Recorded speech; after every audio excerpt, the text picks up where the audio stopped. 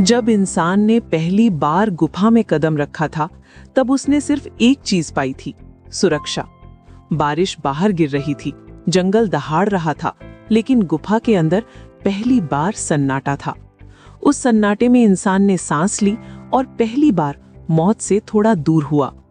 लेकिन कहानी यहीं खत्म नहीं होती, क्योंकि सुरक्षा मिलने के बाद एक नया डर पैदा हुआ, अकेले होने का डर।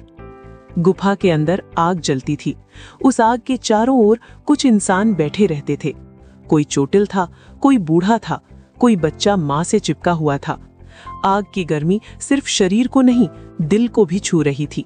यहीं से इंसान ने पहली बार दूसरे इंसान को देखा। शिकार नहीं, दुश्मन नहीं, बल्कि अपना। शुरुआत में कोई भाषा नहीं थी, लेकिन आवाजें थीं। डर की चीख, दर्द की कराह, खुशी की हंसी, आंखों के इशारे, हाथों की हरकतें।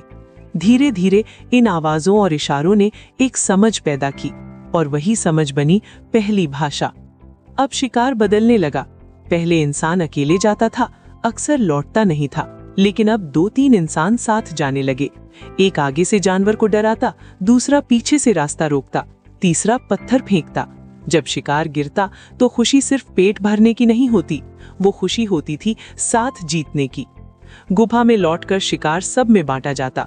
कोई ये नहीं कहता ये मेरा है, क्योंकि अब सब समझ चुके थे, अकेला पेट भर सकता है, लेकिन साथ मिलकर जिंदगी चलती है।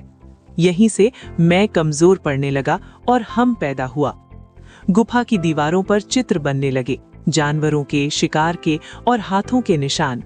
ये चित्र सजावट नहीं थे, ये यादें थीं। यादें कि कौन बहादुर था, कौन गिरा, कौन बचा। यहीं से इंसान ने पहली बार अपने अतीत को संभालना सीखा। समय बीतता गया। एक गुफा काफी नहीं रही। अब आसपास की दूसरी गुफाओं में भी लोग रहने लगे। अब इंसान ने इलाका समझना शुरू किया। यहाँ शिकार अच्छा है, यहाँ पानी मिलता है, ये जगह हमारी है। और यहीं से पहली बार एक नया शब्द पैदा हुआ, हमारा। अब हर गुफा एक छोटी दुनिया बन गई। हर दुनिया के अपने लोग थे, अपने नियम थे। कौन आग संभालेगा, कौन शिकार पर जाएगा, कौन बच्चों और बुजुर्गों की रक्षा करेगा। ये नियम कागज पर नहीं थे, ये दिल में लिखे जाते थे।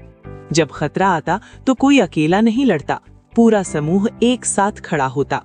अब डर खुद के मरने का नहीं था, अब डर था कबीले के टूटने का।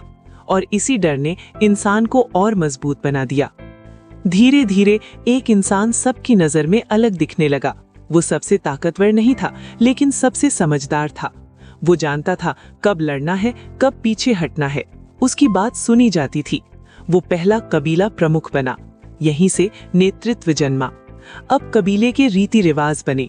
शिकार के बाद नृत्य, मृत्यु पर शोक, आग के चारों ओर गीत। ये सिर्फ परंपराएं नहीं थी, ये इंसान के जज्बात थे। इंसान अब सिर्फ जिंदा नहीं था, वो महसूस करने लगा था। गुफा ने इंसान को साथ बैठना सिखाया, आग ने उसे साथ सोचना सिखाया, और डर ने उसे साथ लड़ना सिखाया। यहीं से कबीला बना और कबीले से समाज। आज के गांव, शहर, देश सब उसी पहले कबीले की आगे बढ़ी हुई कहानी है।